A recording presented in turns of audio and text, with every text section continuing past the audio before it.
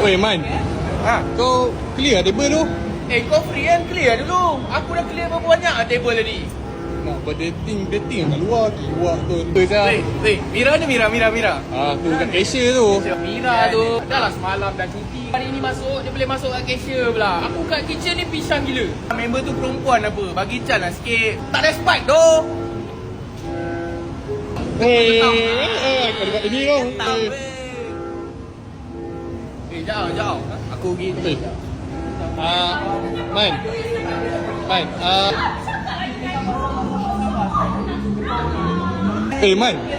Apa? Kau bukan kerja kitchen hari ni? Oh tak, Mira panggil aku. Orang lah. Tak respect doh, tak tolong orang. Tengah susah buat kerja seorang ke dia. Mira tak ada orang panggil dia tadi. Itu pasal lah. Settle semua. Raja. Aku rehat dulu doh, aku sakit kepala doh. Man, kitchen tak ada orang ni Man. Mira keluar rehat ni. Member sendiri tengah sakit kepala tak nak bagi rehat. Mira ada ubat aku tu. Ya Man. Mana ni weh? Kitchen tak ada orang ni. Aku seorang yang jaga. Aduh. Man, sekejap. Tu kau tengok tu. Orang sakit kepala.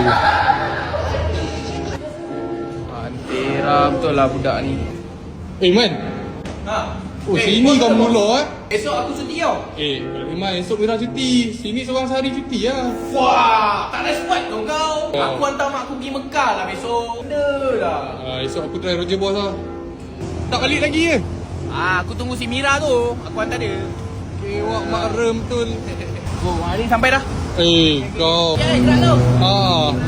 Bismillah, Tedzana forever. Ini yang kau kata kau hantar mak kau pergi Mekah? Barakuda betul lah kau ni.